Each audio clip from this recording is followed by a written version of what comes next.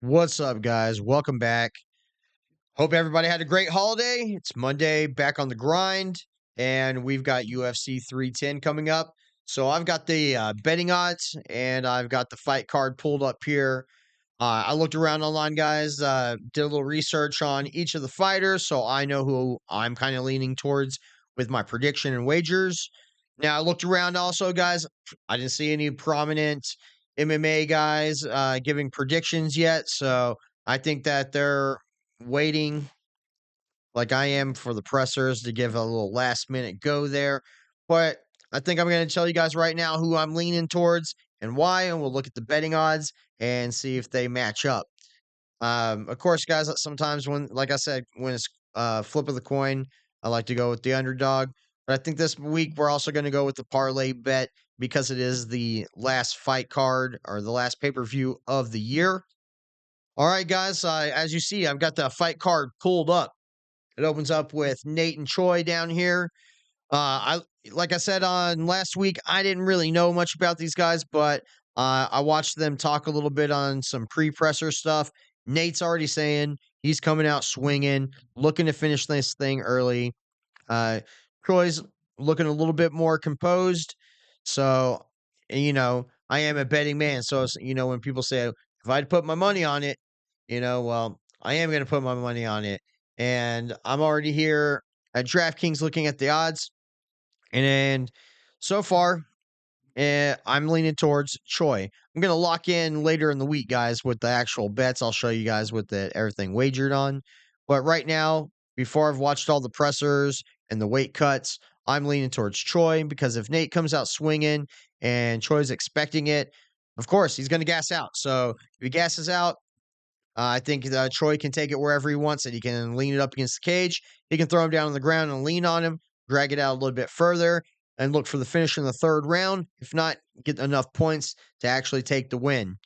Even if he loses a lot of round one and he doesn't take a bunch of damage and Nate is gassing out, I think that's where we're going to go with here. It could go the other way. The betting odds say Nate's going to get it done, but it being that tight and that low of betting odds, that's basically a coin flip. So underdog guys, Troy gets it done, decision, or in round three. Now you can see that I've already got who I'm leaning towards right there, guys. On the next one with Bryce Mitchell and Kron Gracie, it's not that I don't think Bryce Mitchell isn't a great fighter. He is a good fighter. He's got a lot of heart when he's in there fighting, but he's a big flat earther. Um, and I'm just betting against him just because of the flat earth crap that he spews out. And I'm not a big fan of Kron Gracie.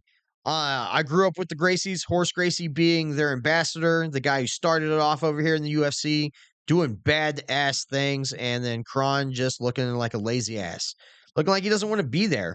He's just collecting a check. I don't know if that's just his personality.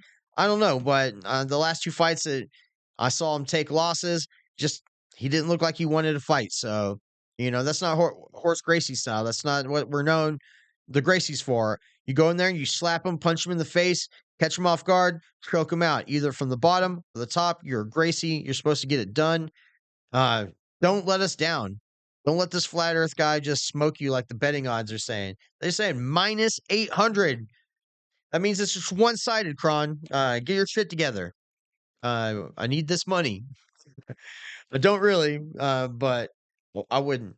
I'm going to put my $7.44 that I got from the last fight. It's going on Kron just because he knows the world is round. He's ready to roll around on the mats and choke this guy out.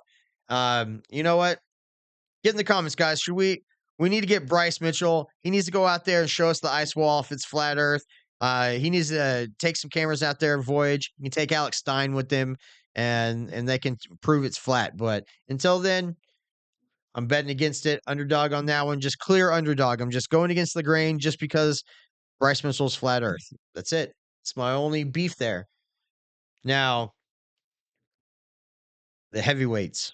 Big guys. One punch can change the match. We've seen it multiple times in this weight class, guys. Cyril Gane, Volkov. This is not their first matchup. We've seen this matchup before. If I'm not wrong, I believe it was a 5-rounder.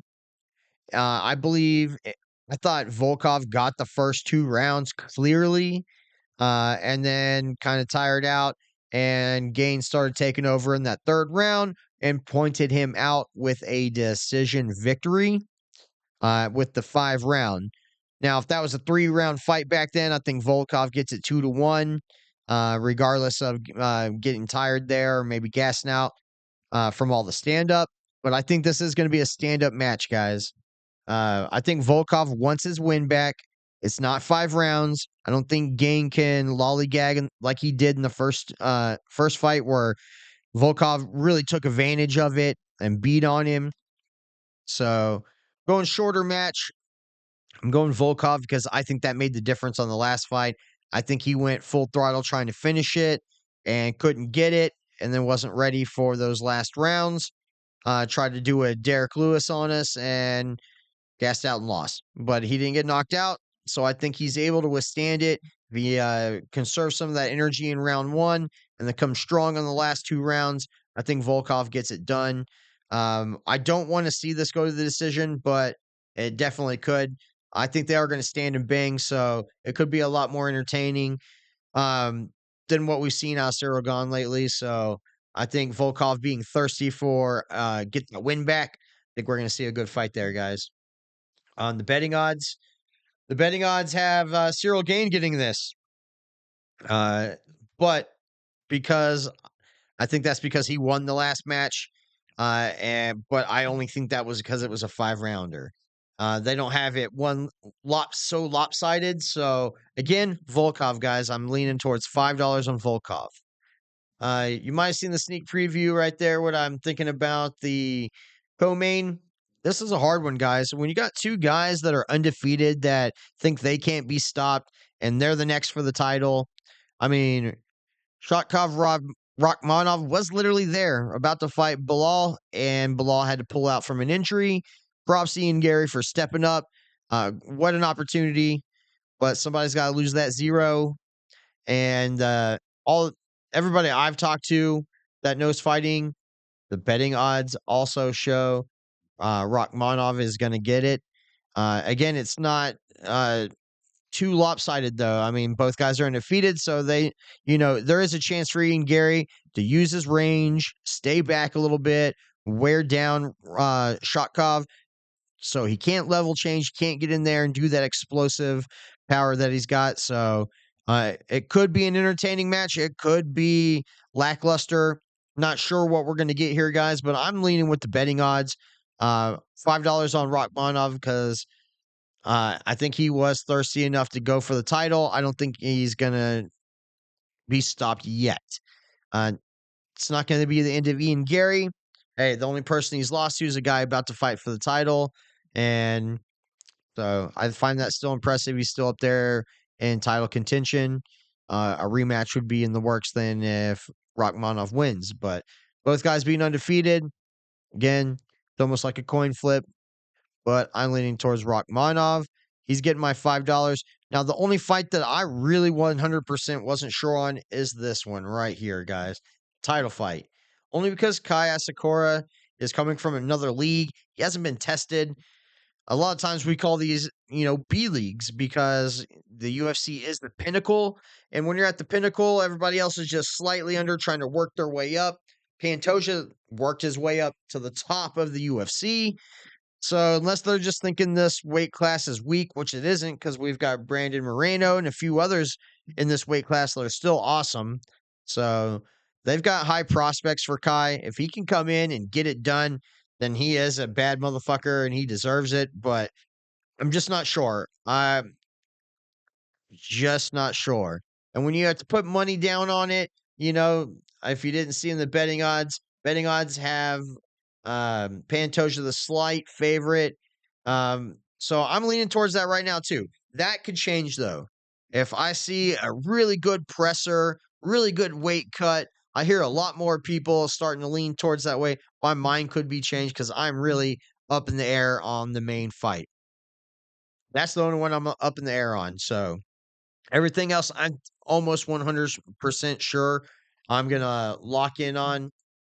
Now, I think I'm going to wrap it up here, guys. there is a good early and a good prelim. I was mentioning this card to a buddy of mine. He says all old guys: Clay Guida, Michael Chiesa, Chris Weidman. He said everybody on this is just old guys fighting some young dudes. They're trying to get them off the roster. And then he said these are the dudes that are going to be old dudes next. Vicente Luque, Randy Brown. He was being pretty ruthless, guys. Let me know in the comments if you agree with that. I'll ask Jason what he thinks on that comment as well when I get with him later in the week. I'm gonna put out again. I'm gonna put out a few videos this week. I'm gonna go over each fight, so I'll probably put out another 2 to 4 videos, depending on the time that I've got. So hit the notification bell, guys, so you know when those videos come out. Let me know in the comments. Hey, is Bryce Mitchell right? Is he a flat earther? Do we need to send him out on a voyage? Does he need to prove it for us? Um, you know, let us know in the comments. I think it's round. Um, but again, I'm just betting against Bryce Mitchell because of the flat earth controversy. All right, guys. Thanks for tuning in. I'll see you on the next one. Peace out.